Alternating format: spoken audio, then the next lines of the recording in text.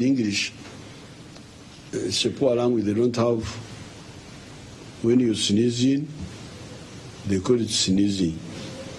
When you sneeze out, it is sneezing. And yet in Nyangole they are very clear. What you would call sneezing out is a kwetiambra. That's when you blow out. In, you call it okshoreza. Yashoreza. Children are normally beaten. Okshoreza. Stop. Like that, they don't like it. They think it is bad manners. But the English don't have those words, so it's quite a problem for me. So sneezing now, but I think in this case, the sneezing, which is, if you are just sucking in, that will not be a problem. Seems okshoreza is not a problem. What the problem is okwetiamra, to blow out. And coughing, okorra, near you. And the viruses of his invisible mucus. Because when he sneezes out, some of the mucus you may see in a mirror. But some you may not see. They are small, they are microscopic. And those are the ones carrying the virus. Or the spito, obstruante, being inhaled by you. That's why the problem. So that's why we say, anybody with Senegal, don't go in public. Anybody with Senegal, stay at home. Anybody with cough, don't go into the public. And when you see want to be a problem to people. So nobody should go in public if he has got Senegal, if he has got a cold, Senegal, coughing, sneezing. After walking in the Ruero Birembo, I was coughing democratically. I spent quite a bit coughing and what, but at that time there was no problem. Otherwise I would have confined myself. I went coughing up to Togo. I was coughing from Togo. I went coughing to London. But at that time, I'm sure God would forgive me because there was no big problem. But otherwise, I wouldn't have even gone to. So if somebody doesn't cough out or sneeze out, you sneeze in the tissue or in the hanky. The other day, Museveni taught us that you can also sneeze in the umunkokora, in the elbow, and that the virus just remains on the arm. I think the arm can stay there for, I don't know for how long. But don't spray people with your kwetiambra, with your sneezing. So that's one danger. Sneeze out and people breathe in what you have sneezed out. Now the second one is an infected person, after carelessly blowing his nose, like this, using his hand, touching the surface like this table here, and then you also come and touch the surface. That's not yet terrible, because you can touch the surface. The virus remains on your hands. It will stay there until either you wash it off or it dies. But the problem comes when you touch, and you touch yourself in the soft parts, in the eyes, the nose, or the mouth. That's where the problem is. So really, this is not a big problem, in my opinion. If people could be just serious. Anybody sneezing, coughing, don't go in public. And if you're in public, don't go in public. Just stay in your house. But even in your house, sneeze into a tissue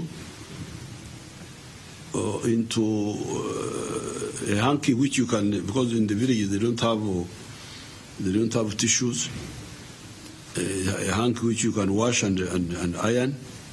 The flat iron will kill the virus, or sneeze into your into your arm.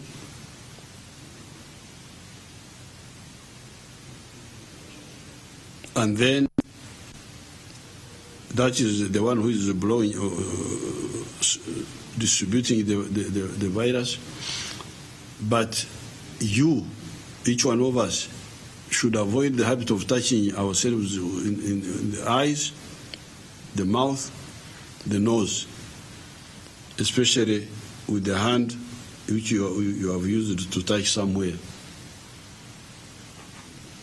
The other day I told you why I only use the left hand to touch myself for the last 61 years. I learned it from one of the benefits I got from being confirmed in the church, because up to that I was on probation. Because I came from the other religion, the traditional religion in 1947 with my parents, and we joined the Christian religion. But I was there as on probation. They said I need to be confirmed, so I was confirmed in 1959. And when we were being confirmed, the Reverend taught us that when we are taking the communion, we should put the left one to get the bread. Why? Because the left one, you don't use it to... It was not entirely very correct, but it has some sense, especially if you are careful. So, touching the surface, which has been contaminated with the virus by the other people who are coughing and so on, and then you touch your soft parts. This way the second problem is. Later on I will ask these people to say if there is a third way, but from what I have studied, these are the only two ways. And surely these are easy to stop. So when you see all these people dying just because of that, is something not correct.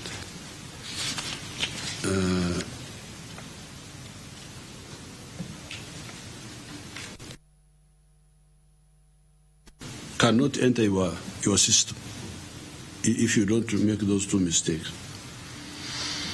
I must also inform the Ugandans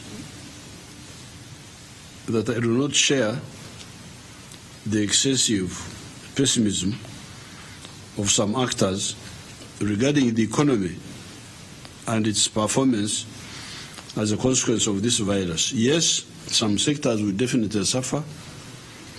These are sectors of tourism, entertainment, sports, etc. However, the sector of manufacturing, if we act correctly, will boom. Uganda has been importing products to the tune of US $7 billion per annum. With the exception of petroleum products, which we are not yet able to make for now, this is a chance to end the hemorrhage caused by traders who go to foreign countries and turn our country into a supermarket for foreign products. Now that the coronavirus has blocked those products, we are going to make them here. The government will work out a package to actualize that. All these measures are in addition to what I previously said on Wednesday, last Wednesday, and will be in force for 32 days from Wednesday of a few days ago. The SOPs, the standard operational procedures regarding the cargo transporters, will be put out by the Minister of Health. You remember I told you about the driver, the turnboy, and one other person who will be allowed to enter Uganda or leave Uganda with their lorry or their trailer or their pickup, because they are carrying cargo, and cargo does not give us too much a burden of checking disease conveyance. That's why we have no problem with cargo, because the problem with the human beings is that each of the human beings may be carrying the disease. So to make our work easier, we are saying the human beings, please hold on. Let's first have an East African master plan, which can maybe, because you see, for instance, if people could know that this is Museveni is from Rwakitura, and the district medical officer of Kiruhura has confirmed with a certain form that there is no corona reported in Rwakitura. Then I could cross the border and go to Mureba in Tanzania and see my friends there without anybody worrying about me. But the problem now is there's no coordination. You don't know where the person is coming from, because there's no coordination at the East African level. So that's why we should, for now, say, please, all of you stay, except the cargo. At least the cargo operator, these are few, 3 per vehicle or 2. We can monitor those. It's a question of the scale of how much you can monitor. It's not that we are against anybody who wants it. No, it's just the manageability of the numbers without a system of tracing people where they're coming from. Once the tracing is done, things we can change. Even they should not allow people who are just coming. We should be people who are doing essential work, which cannot wait. But if it is something that can wait, let it wait until the danger is over. Now, the young people should be very careful. Even in my speech of Wednesday, you know, this virus keeps bringing more information because it's a new virus. You remember in my speech of Wednesday, even myself, I mentioned that the young people, sometimes they can get the attack and they don't even know that they got the attack and they get cured. But now information is beginning to come that in some of the countries, as much as 20% of the people who are dying are actually young people. So it seems to be either the virus is changing or we are getting new facts which you didn't know. So therefore, everybody should be very, very careful. Instead of saying that I am immune, this constitution is saying that this virus should be defeated. And the defeating it is the other two actions. Stop coughing in public. If you have got a cough, because even if you have, if somebody still has this virus, but it is in the incubation period where he is not coughing, I don't think it will infect anybody. I don't think so, unless he touches. So it is the coughing and the polluting of the surfaces. So really we are back to two things. It is the coughing and the touching yourself in the soft parts. These experts are here. If I've forgotten anything, they will tell you. So I thank you. I will ask my team here. I have the Minister, Jenna Chen. I have the powerful mobilizer Minister, Nabanja. She's not medical, but she compensates her lack of military knowledge by energy. She can mobilize. Dr. Twine, that's permanent secretary. That's the one who buys posho for hospitals and bed sheets and all those things, administration. And then there's the General Mbadi representing the army, Savit representing the police, the Awashaija representing the prison, because we may get a big problem in the prison. Unfortunately, I cannot send home the prisoners. I would have. That's one institution I cannot send home. So I think Awashaija is stuck with his group, for better or for worse. Dr. Kia there is some expert. Dr. Museveni, she's a veteran fighter of Ebola. There's also a former doctor called Omona. He was a doctor once upon a time, but he's now mobilizer. And there is Irene. This is my team. So, would you like to comment? What would you like to say?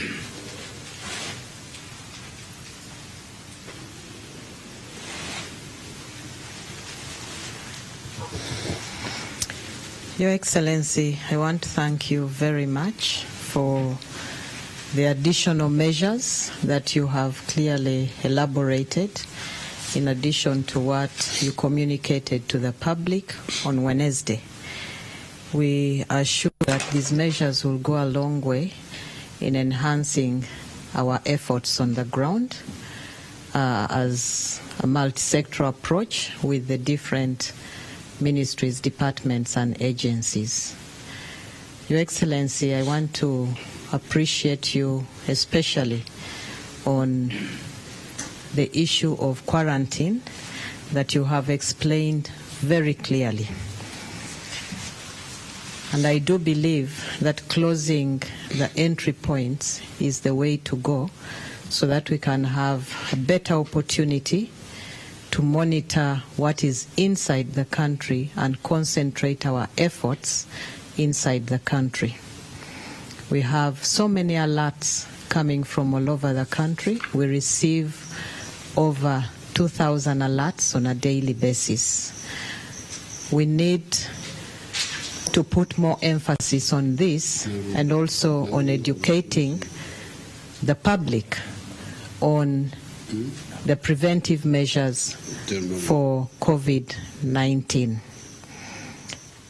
I want to add my voice to appeal to the people on the issue of quarantine. For now, we have nearly over 1,800 people quarantined all over the country. Those that are completing self-isolation and those that are under institutional quarantine. I want to appeal to the population that people who are quarantined near you are not sick people, and therefore we should stop stigmatizing them, give them opportunity to complete their 14 days as we monitor them. If any develops a symptom, it is easier to quickly evacuate them to an isolation facility and disinfect the rooms where they are. The majority of the people under quarantine are people who came from Category 1 countries. And so we need to join hands to ensure that this process of quarantine is concluded, and the rest of the ministries, departments, and agencies responding to this outbreak concentrate on ensuring that the population are healthy. The Ministry of Health will be sending out standard operating procedures in 7 different languages to all parts of the country.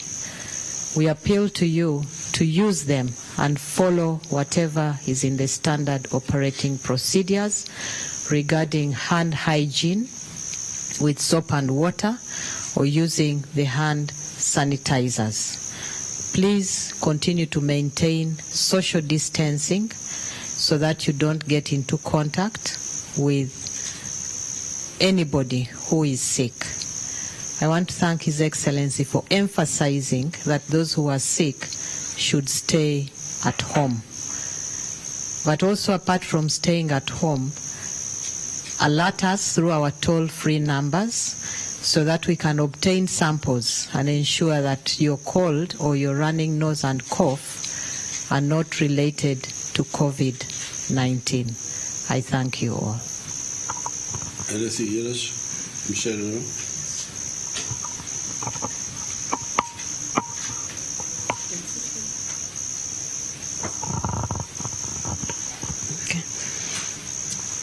Thank you very much, Your Excellency, for elaborating these measures. I just wanted to emphasize that there are many people who are questioning why we are taking measures when we do not have a case yet. And this is exactly the point. We do not want the virus to come in. So the measures we know are inconveniencing, but they are for the better at the moment. As you watch news, you see how big countries are grappling with the virus. So some people are saying, Uganda, we are overreacting, yet we do not have a case. If possible, we would want not to have a case. So we are taking measures because many countries that waited, they discovered a little too late. So just accept the measures and let us cooperate and stay safe. Secondly, His Excellency has explained to us how the virus spreads. So the interventions which we are putting in place are targeting those methods of spread. Please avoid crowds, because when you're in a crowd, whether you are going to a bar, because we've had reports that people are still attending drinking at bars, when there are very many, those crowds increase your chances of coming in contact with the virus, with people who are infected, and they could sneeze and infect you. So that's why His Excellency announced the measures to reduce crowds so that we reduce the chances of infection. And then the washing of the hands is also targeting that, stopping the virus from getting into your eyes. So let's try as much as possible. Wash your hands with soap and water. Many are complaining sanitizers are not there, but you wash your hands with soap and water. It is effective in stopping the virus, and learn to manage your hands so that you don't touch your face. To the young people, we have had a lot of stories. They are saying for them they are safe. And many are even, especially as the students, you have come from school, you are at home. Keep away from the trading centers, especially those out of the city. Keep away from the trading centers. Stay at home, because once you go to those crowded trading centers, some of them really become very crowded in the evening. The chances of coming in touch with the virus are high. Let's all cooperate. We know this is temporary, and if we work together, we'll get through it safe. Today I was speaking with somebody in our ambassador in New York. In New York, you cannot get out of the house, and the ambassador has had to change to close the office. The office is not working. And somebody told me that the debate in New York now is whom do you admit in the hospital and whom do you allow to die at home. This is the debate now. For us here, we are still saying to stop people being infected. In other places, they are debating whom to allow to die alone or to die in the hospital. So if you want to promote yourselves to that level, you are most welcome. Me, I've done my part. And by the way, see, the problem is that many of the Africans are not Africans. They want everything else except themselves. But these epidemics are not new. The smallpox epidemic of 1893,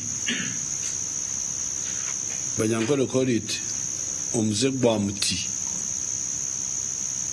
Omzegwamuti. Omze is the Nyankole word for smallpox. You see again, the English don't have a word, smallpox. A pox which is small now. No word. But Omzegwamuti, Muti is the old name of Mbarara. Mbarara was called Muti. That's what the name of that place. So when the English came, they misnamed it Mbarara, and we have kept the misname. Because when the Europeans came, they asked our people, what do you call this? They were asking the place, but they saw them, Banyankole saw them pointing at a grass called Mbarara. Mbarara is the grass which they use to thatch houses. The scientific name is Hyperenia rufa. So the Banyankole thought they were asking about the grass. So say, Mbarara, yo. Then the man wrote, Mbarara. So it is just a whole fraud. The Mbarara doesn't mean anything. But the name of that town was called Muti. And that's where the royal crown of the king Ntare was in 1893. Now, the Banyankole know that the people who died most were the ones in the royal crown. And if you wanted to escape the smallpox, you go to the villages.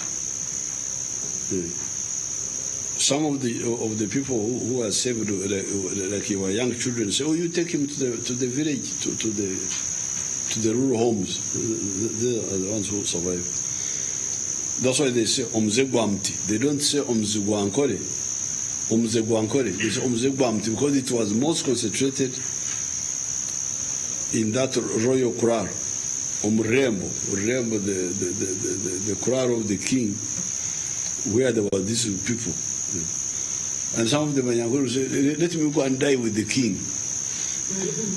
But the king himself didn't die. I don't know how he survived entirely. He died later from something else, but he survived that smallpox. So you can imagine those old Banyankole knew public health measures of avoiding crowding. And here you are in the year 2020, you call it what? 2020. In the year 2020, you cannot understand these public health measures. Otherwise, those Banyankole would not have survived. A lot of people would have died. But they survived. It only killed, they called it Omzegwamti. Because Muti was the royal kraal, the palace. And it is the people who were in the king's kraal that died most. The people in the villages didn't die because they are scattered, they are not concentrated. Did they have a relationship with Muti? No, Ruti is another one, but Muti is a tree. I don't know if there was a tree there. Ruti is there now also. Ruti is a suburb, but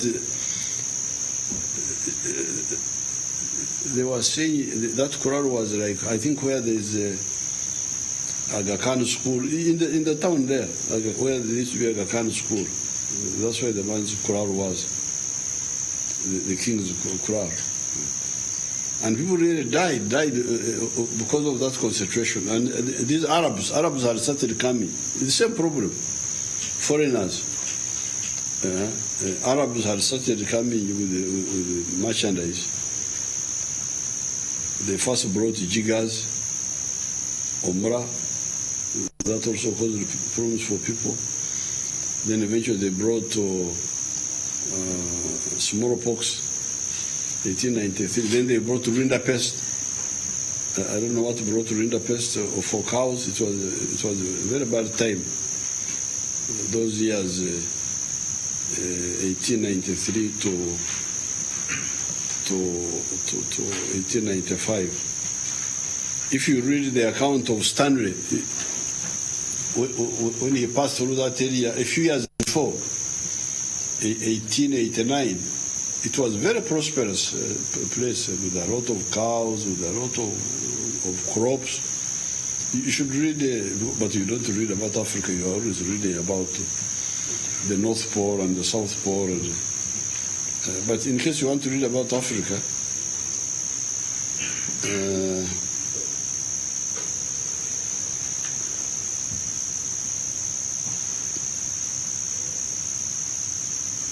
or you want me to repeat? Huh?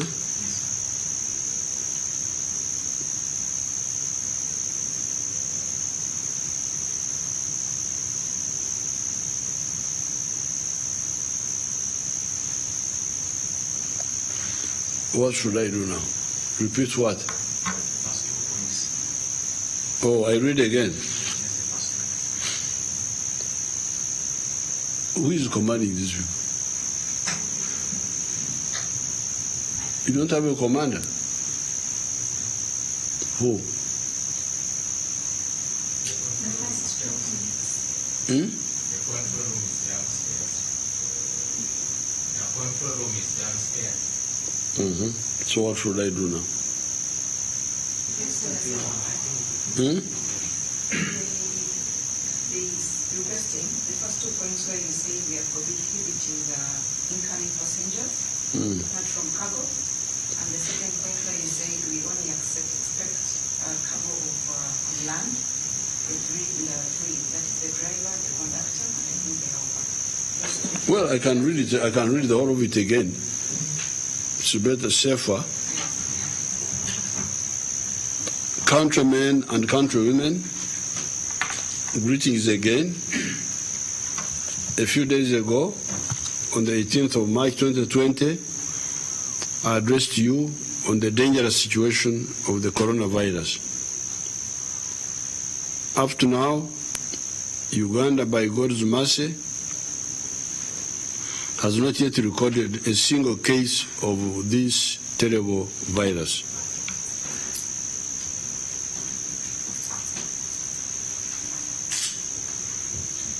Nevertheless, we must fine-tune our strategy against this enemy.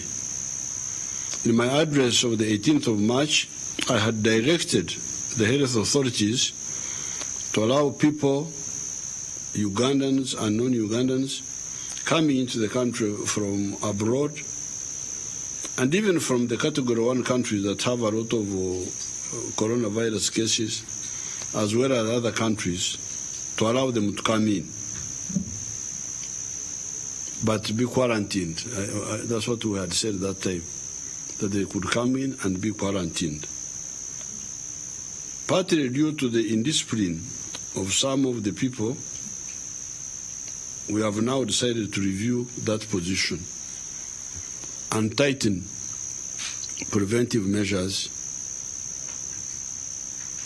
in addition to what we had done the other day. Consequently, we have decided to take the following measures. Number one, to prohibit all incoming passengers, whether by air, land, or water.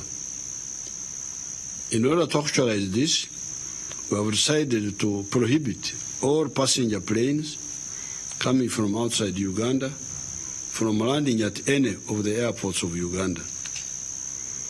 Only cargo planes will be allowed to fly into and out of Uganda.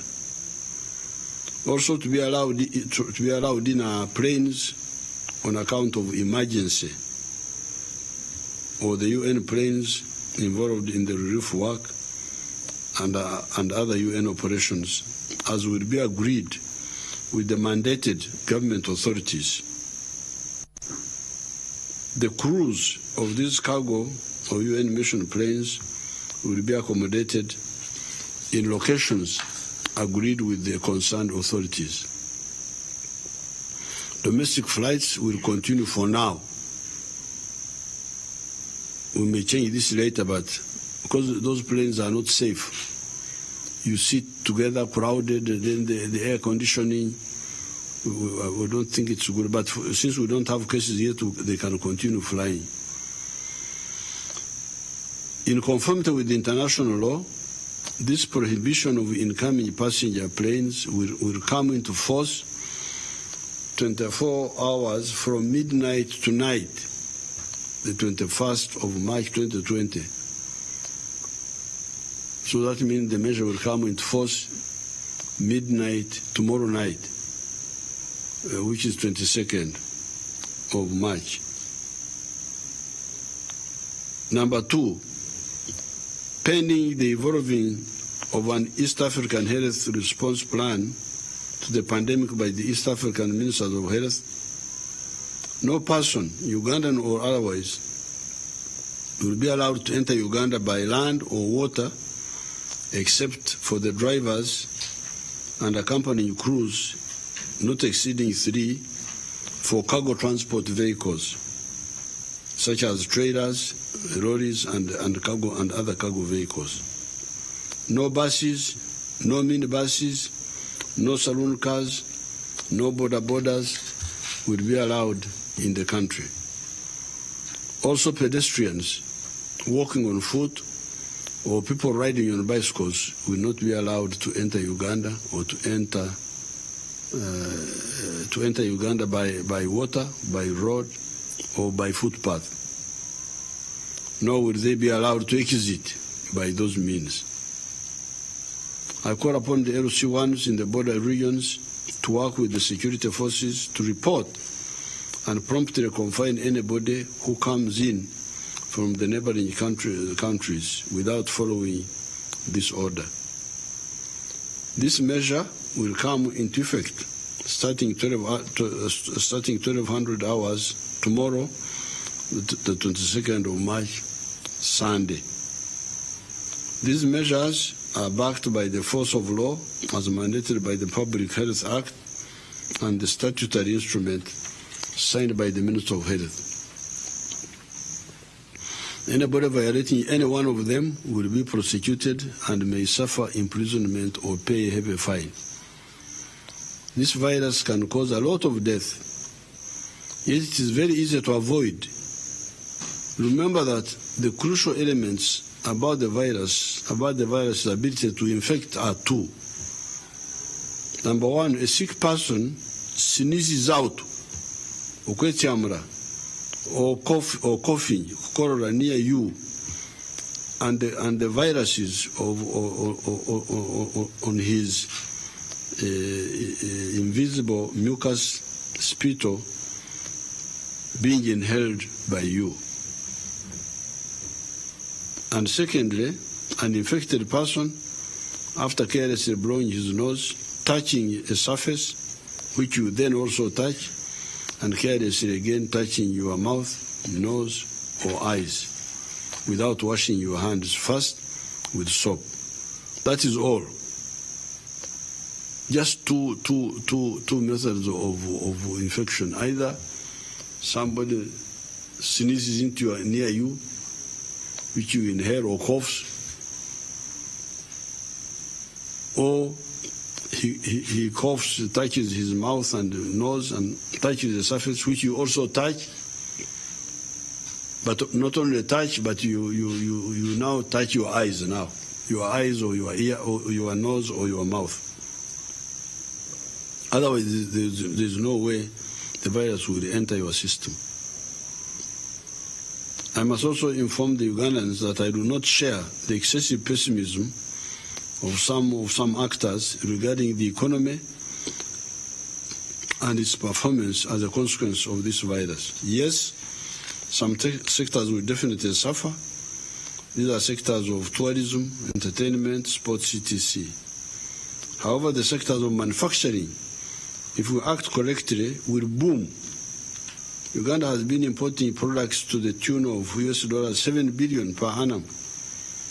With the exception of the petroleum products, this is a chance to end the hemorrhage caused by traders who go to foreign countries and turn our market into a supermarket for foreign products.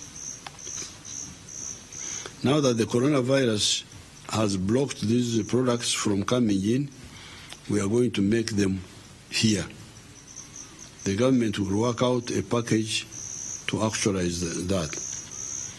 All these measures are in addition to what I previously said on Wednesday last, and will be in force for 32 days from Wednesday, from the Wednesday of last Wednesday. The SOPs regarding the cargo transporters will be put out by the Minister of Health. The young people should be very careful. Previously, there was a belief that young people can easily survive this virus. However, information is beginning to come in showing that quite a bit of the people who are dying in some of the places are young people. In some cases, they even talk of 20% of the people who are dying being young people. So I thank you. Wish you good luck.